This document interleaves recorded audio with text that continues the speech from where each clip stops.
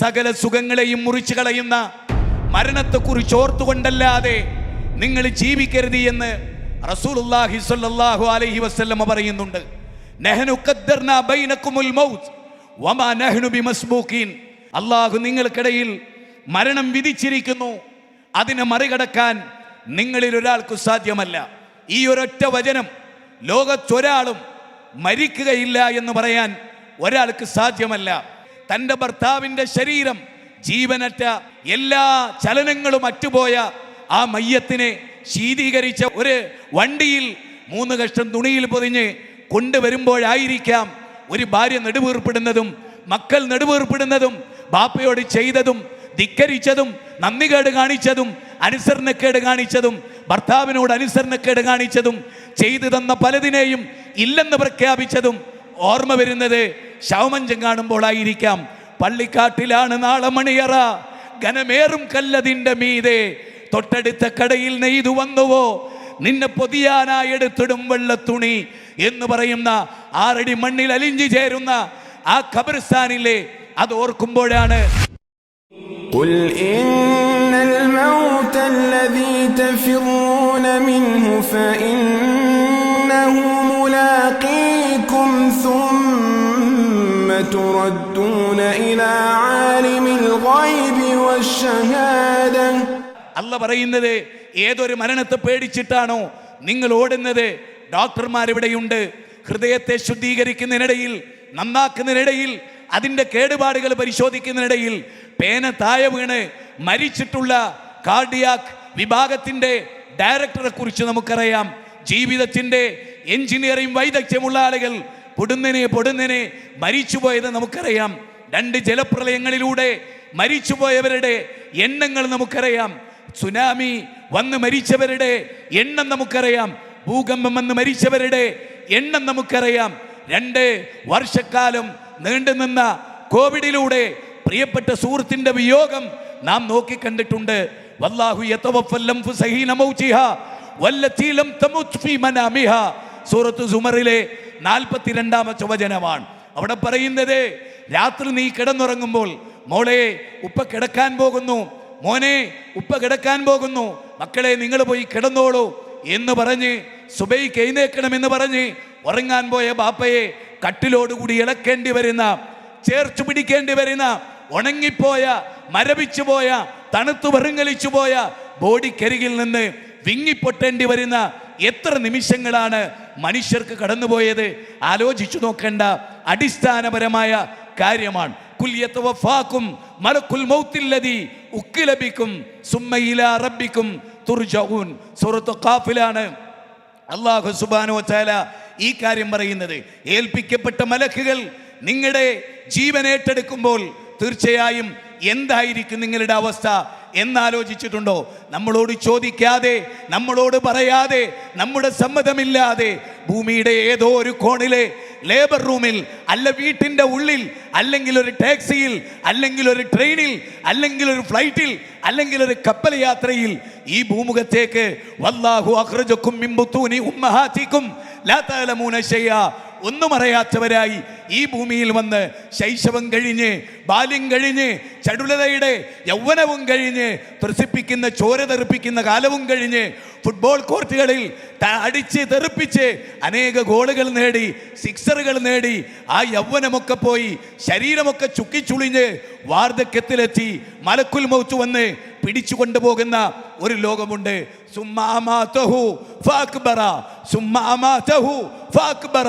നിങ്ങൾ മരിക്കുകയും നിങ്ങളെ ഖബറടക്കുകയും ചെയ്തു എന്ന് 80-ാം അധ്യായം 21-ാമത്തെ വചനത്തിൽ പറയുന്നു. എന്താ അവിടെ പറഞ്ഞത്? നിങ്ങൾ മരിക്കുകയും ഖബറിലെത്തുകയും ചെയ്യും. അതേ, ബാപ്പ കൂട്ടിനില്ലാത്ത, ഉമ്മ കൂട്ടിനില്ലാത്ത, ചാരച്ചിരിക്കാത്ത, സ്വകാര്യതകളില്ലാത്ത, ആരുടെയും പിന്തുണയില്ലാത്ത, ഒറ്റക്ക് പള്ളിക്കാട്ടിൽ പോയി അവിടെ കിടത്തി എല്ലാ കുടുംബക്കാരും മടങ്ങിപ്പോരും. ഇല്ല, ഇന്നലെ വരെ ഹോസ്പിറ്റലിൻ്റെ ICUയുടെ മുമ്പിൽ നിന്ന് 2 മാസം കാവലിരുന്ന ഒരു മകനും അന്ന് രാത്രി ഉമ്മാന്റെ മയ്യത്ത് കബറടക്കിയ പള്ളിക്കാട്ടിൽ ഉണ്ടാവുകയില്ല.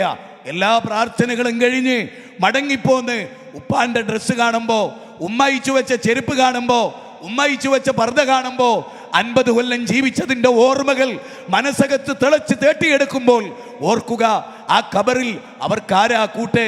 യൗമ യഫിറുൽ മർഉ മിൻ അഖീ വ ഉമ്മിഹി വ അബീ വ സ്വഹിബതിഹി വ ബനീ ലികുല്ലി ഇംറിഹിം മിൻഹും യൗമൈദിൻ ശഅ്നു യുഗ്നി എന്ന് അല്ലാഹു തീർത്തു പറഞ്ഞ ആ ഖബറിൽ, അവിടെയാണ് കുൻ ഫിദ്ദുന്യ കഅന്നക ഗരീബുൻ ഔ ആബിർ സബീൽ.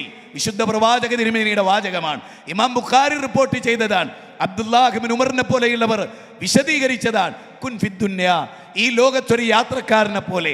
The traveller learns that about the road wind up hill all the fray from beginning to end. ജീവിതത്തിന്റെ അന്തിമഘട്ടത്തിൽ ഒരു പാതയം പ്രതീക്ഷിച്ചുകൊണ്ട്, ആ പാതയം നേരത്തെ അബൂ ഹുറൈറ പറഞ്ഞ പാതയമാണ്. ഹാരിസ് കായക്കൊടി ഉദ്ധരിച്ചപ്പോൾ അബൂ ഹുറൈറയുടെ കുറഞ്ഞ പാതയമാണ് കയ്യിലുള്ളത്. യാത്രകൾ ഒരുപാടുണ്ട്. ഖബറിലേക്കുള്ള യാത്രയാണ്, ഒറ്റക്കാണ് എന്നൊക്കെയുള്ള ചിന്തയുണ്ടല്ലോ. ഖബർ കാണുമ്പോൾ ഉസ്മാൻ ഇബ്നു അഫ്ഫാൻ കരഞ്ഞതുണ്ടല്ലോ, അവിടെ ഒറ്റക്കാണല്ലോ. ആ ഒറ്റക്ക് നിൽക്കുമ്പോൾ കൂട്ടിനെന്താ ഉള്ളത്? പ്രഭാതമായാൽ പ്രദോഷത്തെ പ്രതീക്ഷിക്കല്ലേ, പ്രദോഷമായാൽ പ്രഭാതത്തെയും പ്രതീക്ഷിക്കല്ലേ. തീരുമാനങ്ങൾ എടുത്തുകൊണ്ടാണ് നാം ഇവിടെ നിന്ന് മടങ്ങിപ്പോവുക. കാരണം സ്വയം മാറ്റത്തിന് തയ്യാറാകാത്തവരെ അല്ല മാറ്റുകയില്ല. ഇന്നല്ലാഹ ലാ യുഗയ്യിറു മാ ബിഖൗമിൻ ഹത്താ യുഗയ്യിറു മാ ബിഅൻഫുസിഹിം. സൂറത്ത് റഅദിലെ 11-ാമത്തെ വചനമാണ്. സ്വയം മാറ്റത്തിന് ശ്രദ്ധിക്കാത്തവർ അല്ലാഹ് മാറ്റുകയില്ല. അതുകൊണ്ട് അലാ ഫഇന്ന ഫിൽ ജസദി മുദ്അ ഇദാ സ്വലഹത് സ്വലഹൽ ജസദു കുല്ലുഹു വഇദാ ഫസദത് ഫസദൽ ജസദു കുല്ലുഹു അല വഹിയൽ ഖൽബ്. അറിയുക, ശരീരത്തിലൊരു മാംസപിണ്ഡമുണ്ട്. അത് നന്നാക്കാനാണ് ഇന്നലെ മുതൽ നമ്മളിവിടെ വന്നത്. അസൂയ ഉണ്ടായിരുന്നു, പക ഉണ്ടായിരുന്നു, വിദ്വേഷമുണ്ടായിരുന്നു, കോപമുണ്ടായിരുന്നു, ദുശ്ചിന്തകൾ ഉണ്ടായിരുന്നു, ഹറാമിൻ്റെ ബോധങ്ങൾ ഉണ്ടായിരുന്നു, സാമ്പത്തിക രംഗത്ത് ഹറാമുകൾ കടന്നു വന്നിരുന്നു. എല്ലാറ്റിലും ഉണ്ടായിരുന്ന അപാകതകൾ അത് നാം ഇന്ന് തിരുത്തുകയാണ്. നമ്മുടെ കൽബിനോട് നാം സംവദിക്കുകയാണ്, നമ്മുടെ കൽബിനെ നാം ശുദ്ധീകരിക്കുകയാണ്. അതുകൊണ്ട് മനസ്സിലാക്കാൻ 2 ഹദീസുകൾ പറയാം. ഇദാ മാതൽ ഇൻസാനു ഇൻകതഅമലു ഇല്ലാ മിൻ സലാസിൻ. ഒരു മനുഷ്യൻ മരിച്ചാൽ 3 കാര്യങ്ങൾ അവനെ പിന്തുടരും. ഒരു മനുഷ്യൻ മരിച്ചാൽ 3 കാര്യങ്ങൾ ഒഴികെ ബാക്കിയെല്ലാം മുറിഞ്ഞു പോകും. അതിലൊന്ന് ഔ ഇൽമു യുൻതഫഉ ബിഹി, പ്രയോജനപ്രദമായ അറിവാൻ. റബ്ബി സിദ്നി ഇൽമാ, അല്ലാഹ് അറിവ് തരണേ. 20-ാം അധ്യായം 114-ാമത്തെ വാചകമാണ്. അറിവാണ് വളരെ പ്രധാനം. രണ്ടാമത്തേത് ഔ സദഖത്തിൻ ജാരിയ, നിലനിൽക്കുന്ന സദഖയാണ്. അത് വളരെ പ്രാധാന്യം അറിയിക്കുന്നതാണ്. ഖേദിക്കേണ്ടി വരും, ദുഃഖിക്കേണ്ടി വരും, വിലപിക്കേണ്ടി വരും. അബ്ദുല്ലാഹ് ഇബ്നു മസ്ഊദ് റളിയല്ലാഹു അൻഹു മഗ്‌രിബിന്റെ സമയമാകുമ്പോൾ വല്ലാത്തൊരു മാനസികാവസ്ഥയിൽ വരുന്ന ദിനങ്ങളുണ്ടായിരുന്നു. അന്ന് അദ്ദേഹം പറയും, ഇന്നലകളിൽ നിന്ന് വ്യത്യസ്തമായി ഞാൻ ഇന്നത്തെ മണിക്കൂറിനെ എങ്ങനെ ചെലവാക്കി. പ്രത്യേകിച്ച് എടുത്തു പറയാൻ നന്മകളൊന്നുമില്ലാത്ത ഒരു ദിനം അസ്തമിച്ചു പോയല്ലോ എന്ന്. ആദമന്റെ പുത്ര, ഞാൻ ഇന്നൊരു പുതിയ ദിനമാണ്, നീ എന്നെ മാക്സിമം ഉപയോഗപ്പെടുത്തണം, എനിക്കൊരു റിട്ടേൺ ഇല്ല. നിഅമതാനി മഅബൂനുൻ ഫീഹിമാ കസീറും മിനന്നാസ് അസ്സഹതു വൽ ഫറാവ്. 2 അനുഗ്രഹങ്ങളെ തൊട്ട് നിങ്ങൾ വഞ്ചിതരായി പോകരുത്. ജനങ്ങളിൽ ഭൂരിപക്ഷവും ഒഴിവ് സമയം മൊബൈലിൽ തോണ്ടി യൗവനം പോയവർ, ഉമ്മാനെ തൊട്ടുയ്യാൻ സമയമില്ലാത്ത മക്കൾ, ഉമ്മാന്റെ വയറ് നിറഞ്ഞോ എന്ന് നോക്കുന്നില്ല, മൊബൈലിലെ ചാർജ് കുറഞ്ഞോ എന്ന് നോക്കുന്ന മക്കൾ, മൊബൈലിൽ സദാ ചാർജ് കൊടുക്കുന്നവർ, പൈസ കയറ്റുന്നവർ, അതിൽ ജീവിതം ഹോമിക്കപ്പെട്ടവർ വരും നാളെ മഹ്ശറയിൽ. ഇന്ന സമഅ വൽ ബസറ വൽ ഫുആദ കുല്ലു ഉലൈക കാന അൻഹു മസ്ഊല. ചോദിക്കുമെടോ കാതിനെ കുറിച്ച്, ചോദിക്കുമെടോ കണ്ണിനെ കുറിച്ച്, ചോദിക്കും ഇൻസാനെ നെഞ്ചിനെ കുറിച്ച്. ഇല്ലെങ്കിൽ നീ മറുപടി പറയേണ്ടി വരും. അലം യഅതികും നദീർ ഖാലു ബല ഖദ് ജാഅനാ നദീർ ഫകذبنا وقلنا ما نزل الله من شيء إن أنتم إلا في ضلال كبير وقالوا لو كنا نسمع أو نأكل ما كنا في أصحاب السعير. താക്കീതുകാർ വന്നിട്ടില്ലായിരുന്നോ? പ്രൊഫൈസ് നടന്നിട്ടില്ലായിരുന്നോ? അതിൻ്റെ പിന്നണിയിൽ ഒരുപാട് ചെറുപ്പക്കാർ, കഞ്ചാവടിക്കാൻ പ്രായമുള്ള, കള്ളുകുടിക്കാൻ പ്രായമുള്ള, യൗവനമോമിക്കാൻ പ്രായമുള്ള ഒരു ജനത ഇതൊന്നും ചെയ്യാതെ നിങ്ങൾക്ക് വേണ്ടി കാത്തുകെട്ടി കിടന്നിരുന്നുവല്ലോ, നിങ്ങൾക്ക് അവസരമുണ്ടാക്കി തന്നിരുന്നുവല്ലോ. അന്ന് മനുഷ്യർ പറയും, ഞങ്ങൾ ആ ഓഡിറ്റോറിയത്തിൽ ഉണ്ടായിരുന്നു, ഞങ്ങൾ കേട്ടിരുന്നുവെങ്കിൽ, ചിന്തിച്ചിരുന്നുവെങ്കിൽ എത്ര നന്നായിരുന്നേനെ.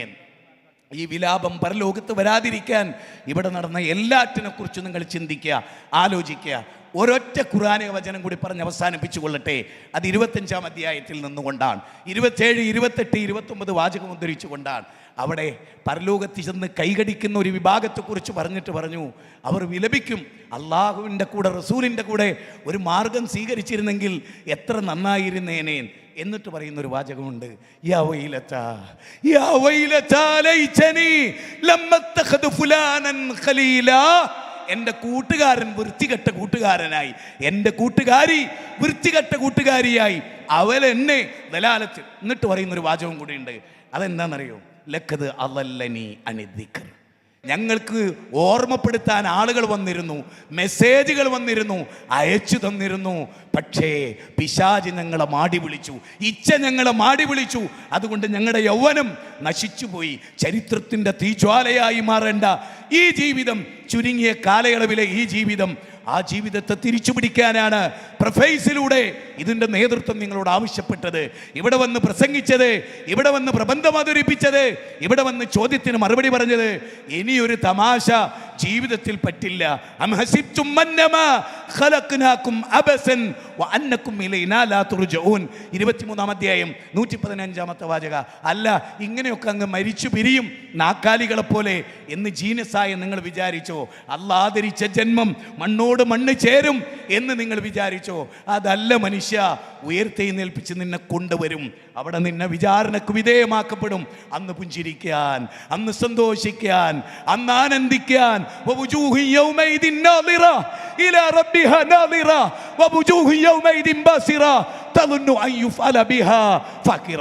സൂറത്തുൽ ഖിയാമയാണ്.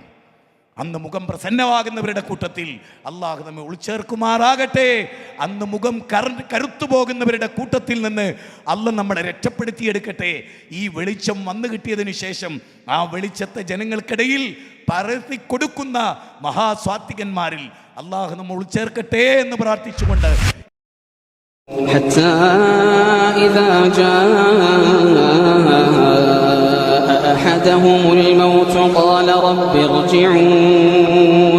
അങ്ങനെ അവരിലൊരുവന് മരണം വന്നെത്തുമ്പോൾ അവൻ കേണു പറയും, എന്റെ നാഥ, നീ എന്നെയൊന്ന് ഭൂമിയിലേക്ക് തിരിച്ചയക്കണമേ.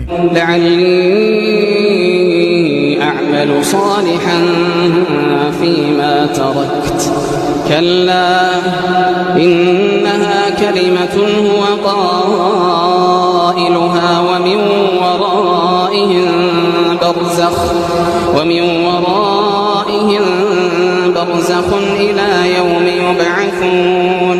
ഞാൻ ഉപേക്ഷ വരുത്തിയ കാര്യത്തിൽ ഞാൻ നല്ല നിലയിൽ പ്രവർത്തിക്കുന്നവനായേക്കാം, ഒരിക്കലുമില്ല. അതൊരു വെറും വാക്കാണ്. അവനതങ്ങനെ പറഞ്ഞുകൊണ്ടേയിരിക്കും. അവരുടെ പിന്നിൽ ഒരു മറയുണ്ടായിരിക്കും അവരെ ഉയർത്തെഴുന്നേൽപ്പിക്കും വരെ.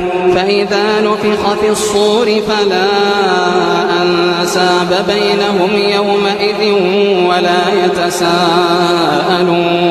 പിന്നെ കാഹളം ഊതപ്പെട്ടാൽ അവർക്കിടയിൽ ഒരുവിധ ബന്ധവും ഉണ്ടായിരിക്കുകയില്ല. അവരന്യോന്യം അന്വേഷിക്കുകയുമില്ല. فمن ثقلت موازينه فأولئك هم المفلحون. അന്ന് ആരുടെ തുലാസിൻ തട്ട് ഭാരം തൂങ്ങുന്നുവോ അവരാണ് വിജയം വരിച്ചവർ. ومن خفت موازينه فأولئك الذين خسروا أنفسهم في جهنم خالدون. ആരുടെ തുലാസിൻ തട്ട് ഭാരം കുറയുന്നുവോ അവർ സ്വയം നഷ്ടം വരുത്തിവച്ചവരാണ്. അവർ നരകത്തീയിൽ സ്ഥിരവാസികളായിരിക്കും.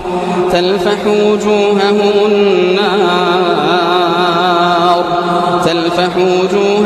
النار وهم فيها كالحون.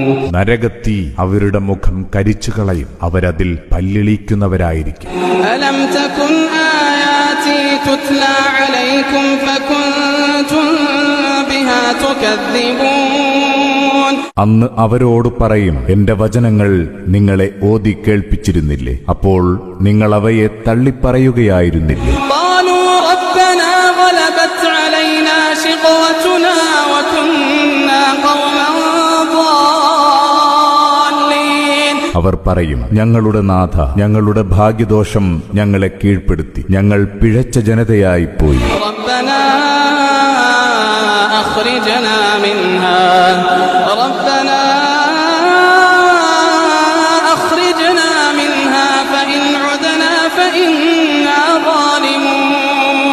ഞങ്ങളുടെ നാഥ, ഞങ്ങളെ നീ ഇവിടെ നിന്ന് പുറത്തേക്കെടുക്കണമേ. ഇനിയും ഞങ്ങൾ വഴികേടിലേക്ക് തിരിച്ചു പോവുകയാണെങ്കിൽ തീർച്ചയായും ഞങ്ങൾ അക്രമികൾ തന്നെയായിരിക്കും. قال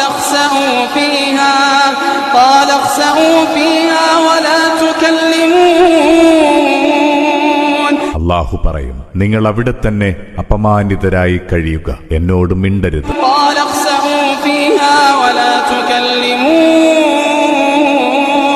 إنه كان فريق من عبادي يقولون ربنا آمنا فاغفر لنا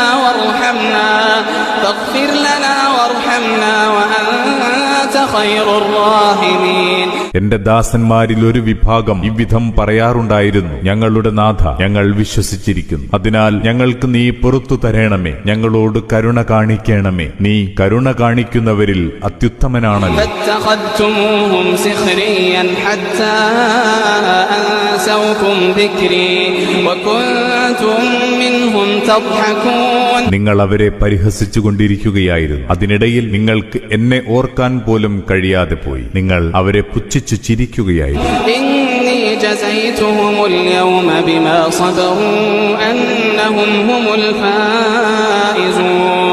അവർ നന്നായി ക്ഷമിച്ചു, അതിനാൽ നാം ഇതാ ഇന്ന് അവർക്ക് പ്രതിഫലം നൽകിയിരിക്കുന്നു. തീർച്ചയായും അവർ തന്നെയാണ് വിജയം വരിച്ചവർ. قال كم لبثتم في الأرض عدد سنين.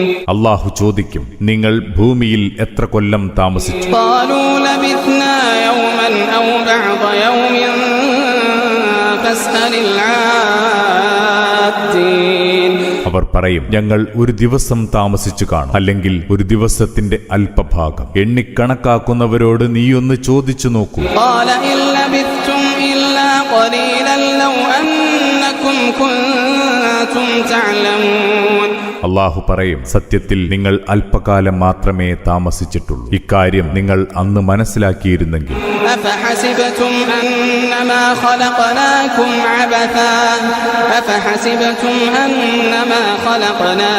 عبثا وأنكم إلينا لا ترجعون. നിങ്ങളെ നാം വെറുതെ സൃഷ്ടിച്ചതാണെന്നും നിങ്ങൾ നമ്മുടെ അടുത്തേക്ക് മടക്കപ്പെടുകയില്ലെന്നുമാണോ നിങ്ങൾ കരുതിയിരുന്നത്?